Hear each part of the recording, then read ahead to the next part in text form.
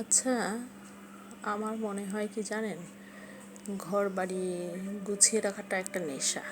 আপনাদের কি মনে হয়? তো আমার সবচাইতে পছন্দের কাজ হচ্ছে প্রত্যেকটা কাজই পরিপাটি করে সুন্দর করে গুছিয়ে করা। সেটা বলেন ঘর গোছানো, সেটা বলেন রান্না করা, সেটা বলেন মানে প্রতিটা ক্ষেত্রে। জানেন, আমি যখন জব করতাম আমার অফিসের ডেস্ক, আমার সমস্ত মানে পেপারস, আমার সেলফ সব কিছু এভাবে পরিপাটি করে রাখতাম। সেই সাথে আমি রাত্রে অফিস থেকে বাসায় এসে আমার হেল্পিং হ্যান্ডরা ঝাড়া মোছা করতো, আমি ওদের সাথে হাত লাগাতাম, একদম গা ঘামা অবস্থায় কিন্তু। তো গতদিন সোফাগুলো ক্লিন করার পরে তারপরে একটু শুকানোর জন্য একদিন আমি সময় নিয়ে রেখেছিলাম। এরপরে আমি আগের আমার এই যে সোফার কাভারগুলা লাগিয়ে নিলাম। আসলে যারা পরিপাটি তারা সব অবস্থা সব জায়গাতে গিয়েই এরকম পরিপাটি থাকতেই পছন্দ করে আর এগুলাই করে থাকে। তো যাই হোক, চলেন কিচেনে যাওয়া যাক। তো এই যে ফ্রাই প্যান বসিয়ে দিয়ে ফ্রাই প্যানে বেরেস্তা করছি। আমার না গত 2 দিন যাবতই প্রচণ্ড বিরিয়ানি খেতে ইচ্ছা করছে, মানে মনে হচ্ছে যে বিরিয়ানি করব। আমি আবার অনেকটা ফ্রিডম মাইন্ডের, হ্যাঁ, যখন যেটা করতে মন চায় তখন সেটা করি। আমার হাজব্যান্ডও এই ব্যাপারে আমাকে কখনো কোনো বাধা দেয় না। হ্যালো এভরিওয়ান, জানো তো জীবন লাইফস্টাইলের আরেকটা নতুন ব্লগে আপনাদেরকে স্বাগতম। চলে আসলাম নতুন একটা ব্লগ ভিডিও নিয়ে। আশা করি সবাই ভালো আছেন, আমিও ভালো আছি আলহামদুলিল্লাহ। এই যে মশলাগুলো নিয়েছি, স্টার অ্যানিস, কালো বড় এলাচ, ছোটো এলাচ, দারুচিনি, তেজপাতা, আর এইখানে 2 চামচ রসুন বাটা, 2 চামচ আদা বাটা, হাফ চা চামচ ধনিয়ার গুঁড়া, 1 চামচ জিরার গুঁড়া, ভরা ভরা আর কি নিয়েছি, জিরার গুঁড়াটা একটু বেশি করে। তো সব মশলাগুলো এখন অ্যাড করে দিলাম মাংসের মধ্যে। এটা কিন্তু গরুর মাংস। তো এখন আমি আসলে ঝটপট করছি। আর এখানে বিরিয়ানি মশলা আর পরিমাণ মতো লবণ অ্যাড করে দিলাম, টক দই দিলাম 2 ডাব্বা, মানে ডাব্বু যে আছে না, 2 ডাব্বু, আমরা কিন্তু এটাকে ডাব্বুই বলি, ডালের ডাব্বু। আর এখানে 250 গ্রাম দুধ দিয়ে দিলাম, লিকুইড দুধ। এরপরে খুব ভালো মতো মেখে নিচ্ছি, খুবই ভালো মতো মেখে নিতে হয়। মাখার মধ্যেই তো বিরিয়ানির টেস্ট। বিরিয়ানি কেন, প্রতিটা তরকারিরই মাখানো বা কষানোটা বেশি জরুরি।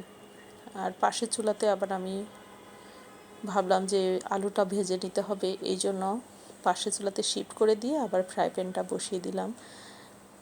বেরেস্তা করেছি তো ফ্রাই প্যানটা একটু হিট হয়ে গিয়েছিল, এই জন্য লাল হয়ে গেছে। তো যাই হোক, আলু ভাজা শেষ। এদিকে আবার মাংসটাও আমার মোটামুটি সিদ্ধর কাছাকাছি হয়ে গেছে। এইখানে কিন্তু মাংসটা আমার রেডি হয়ে গেছে, সুন্দর মতো সিদ্ধ হয়ে একেবারে রেডি হয়ে গেল। তো এই পর্যায়ে আমি ঢাকনা দিয়ে ঢেকে রেখে দিয়ে এখানে বড় একটা সসপ্যান নিয়ে নিলাম। সসপ্যানে তেল অ্যাড করে এরপরে ধুয়ে রাখা পোলাওয়ের চালগুলো দিয়ে একটু ভালো মতো ভেজে নেব। অনেক ভালো করে ভাজতে হয়। আসলে ঝটপট করতে গেলে আমার কাছে এইগুলো রান্না কোনো ব্যাপারই মনে হয় না, খুবই সহজে রান্না করা যায়। তারপরে গরম পানি পাতিলে দিয়েছিলাম, পানিটা ঢেলে দিয়ে 250 গ্রাম দুধ অ্যাড করে দিলাম এখানে, লিকুইড দুধ। তো চাটা মোটামুটি ফুটছে, এই পর্যায়ে আমি ভেজে রাখা আলুগুলো অ্যাড করে দিই। কারণ হয় কি, আলু অনেক সময় কিন্তু সিদ্ধ হয় না পরে দিলে, এই জন্য আমি এই যে যখন চালটা ফুটে ওঠে ওই সময়টাতে আমি আলু সবসময় অ্যাড করে দিই, ভেজে রাখা আলুগুলা। এরপরে আমি মাংস অ্যাড করে দিলাম, কারণ মাংসটাও যে খুব বেশি সিদ্ধ করেছে ওরকম না, 85% মতো সিদ্ধ হয়েছে। এই জন্য আমি দিয়ে দিলাম যে একবারে মশলাটাও পোলার মধ্যে যাবে। এইভাবে আমি করি আর কি, ঝটপট। অন্যভাবেও করি। এই পর্যায়ে আমি আবার একটু নাড়াচাড়া করে নিচ্ছি।